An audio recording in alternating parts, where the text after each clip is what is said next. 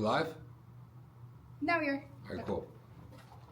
We have the laptop flipped around this time, so didn't know if we were actually live or not. Welcome back. My name is Timothy Judkins. I am here with... And I'm Chimera Garrett. And this is the Realty Resource Report, where we give the latest and greatest on what's happening in the world, real estate news, developments in your local economy, and how to get into home selling and home buying if you're interested in doing that type of thing. Now, we always like to start the show talking about Our weekend. Yes, and the lives that we got going on. But the one thing that was phenomenal this weekend that she should have been at, that she wasn't at, was the Remax cabin party that we had the other day, which was awesome. I've Award seen pictures. ceremony. You guys had a lot of fun. I think Jenna has a bag for you. Okay. So every time we do these little events, we have like giveaways and little merchandise and Remax stuff, and corporate sends us stuff down to give to everybody. So it was pretty fun. We are not the only two in the office today. We do have Samantha over to the corner. She's doing some little paparazzis of us on the side, which is awesome. But Sam had a blast as well. She won a whole bunch of awards that day. It was great. And so it was a great time. It was great to get the people together and to take a load off one time. So just you guys to could eat karaoke. Did you? No, they definitely got Stacey Seiler though, so there's some secret footage of Stacey Seiler singing that up for sure. Stacey, you were born on blondes. I think last year you were going crazy on the karaoke too, because I got footage of you last year. So it was a great time, definitely. But what did you end up doing if you didn't? I worked Yes, all week. it was kind of busy. And over I there, went so. snowboarding at Ogilvy this weekend. And that was fun. I mean, taking advantage of the snow while we have it, right? Yeah. You know, it's a thing.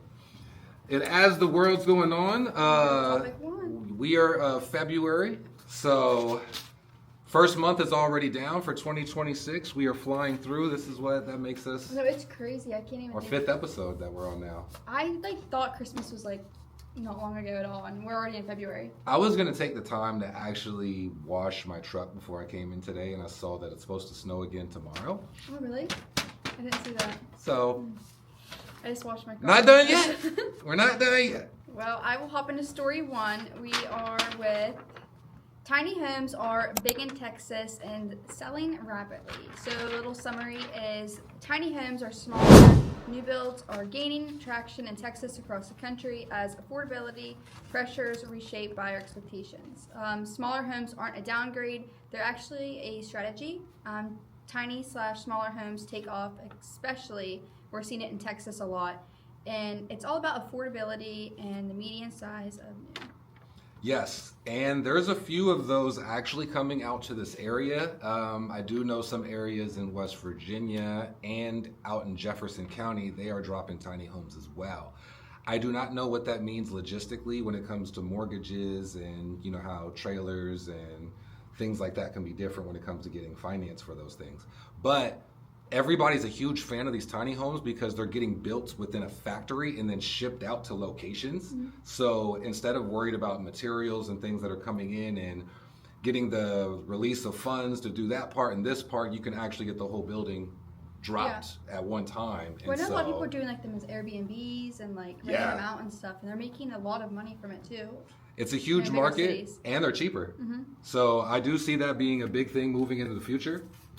We do your next story that you're going to cover. It might actually tie into this. Yeah, for sure. The next story we got today is unsurprising surge of mortgage applications. So, as we said a few weeks ago, we are literally a little bit underneath 6% now. So with that being said, a lot of people have rushed to the market. They want to see what they are approved for. They want to see what they could get into. So this is the first time that's happened. We have 14.1. We got people jumping in. We have 14.1 increase over the last couple weeks for mortgage applications. And so what that means is there's more people out looking for houses. If you're looking to sell your property, we got 14% more people in the market looking around, trying to figure out what's going on. There was some refis in there too. So if you did buy a house in a crazy above 6% interest rate, people are now coming in and trying to refi those properties. So the market is changing. It's an exciting year and we got things happening. I know. I feel like all of our stories have been about, it's just I think the opportunity. I think there's Of gonna be this a lot year. Yeah, a lot of Yeah. opportunity for buyers. Story 3: more Gen Zers are buying homes slowly. Mm-hmm. Summary: Gen Z and millennials saw modest increase in homeownership in 2025. Gen Z ownership rate rose to 27.1%, while millennials edged up to 54.4%. Why this matters to the younger generation: younger buyers are entering cautiously but not impulsively, which is really smart. I feel like when I want That's something, new to me. Yeah, I always buy it really quickly when I should honestly like just sit there and take a minute to think about it. Affordability. Well, I will say that about the Gen Z in general. Just because you guys are impulsive at times, when it comes to money, you guys are very strategic about it and will save depending on what you're trying to do. Yeah. Mm-hmm. Affordability remains the biggest barrier. Long-term demand is building quietly. This group will reshape the next decade of housing for sure. They are the ones who are going to inherit, the next wave of things. They call it the silver wave. So you have a lot of these seniors that are retiring, moving into condos and things like that, and building their own infrastructure that they want to move into. So who is going to inherit the houses that they're in now? It's going to be exciting. Yeah. And now that we got interest rates going into the direction we need, hopefully we get more of these tiny homes around the area. Yeah, I've been showing a lot. A lot of my buyers have been around my age, so That's good. yeah. It's booming. And that's the thing. That's why we make these shows and give this information, because you can actually shop with people around your age group. We are not crazy old people who are like the only ones controlling the market. You actually have options out here. But the next story, I kind of found out about this recently. I didn't know that we were like edge hanging on another government shutdown, but apparently we have came to a new deal, and a lot of this, involves ICE and their immigration policies, trying to get people out of here. Federal authority. Does Trump even have the ability to do the things that he's doing? This is the number one question that everybody keeps asking right now. Time will tell. I mean, it's kind of one of those things where so much information gets thrown at us all the time that I really don't know what's true and what's not anymore when it comes to the political. I know, I see so much stuff on TikTok and I'm like, this probably isn't even real because. Then you got deep fakes, you got AI going on right now, and at the end of the day, in my world, the best way to predict the future is to build it yourself. So that's what I'm working on. I'm just going to do what I can to get to where I'm going. But I will say that we have reached a deal. So we're avoiding another shutdown, and we're going to keep moving forward, I guess. And then the last story I have for you, which is also a plot twist. Trump wants house prices to rise. I know, I was really confused about that. That's great. I mean, for us, I guess, as realtors. But the thing is, it kind of defeats the purpose. So if prices are going to rise and interest rates are going down, what are we winning? What are we gaining here? We're actually, that's a whole lot of look at the left hand while I'm doing a lot with the right. So it's you're shifting a lot of these things around, but if we keep doing this too much and too fast, we'll end up being in the same exact place we started, just with new names and new labels and new technicalities. So if that's what he wants to do, I guess. But we will keep you guys posted as weeks go on if that actually happens or not. So buyer and seller tip for the Buyer day. and seller tip of the day. Okay. And you're taking buyer this I have time. buyer, yes. All right, cool. So the buyer tip of the week: opportunity favors prepare. Hold on, where am I at? Mm-hmm. Oh wait, yeah, sorry. Buyer tip paragraph: in a market that's no longer rushed but still competitive, buyers have more opportunity than they've had in years. With more inventory, smaller and affordable options, like my first paragraph was about, brief rate dips, and creating windows of opportunity.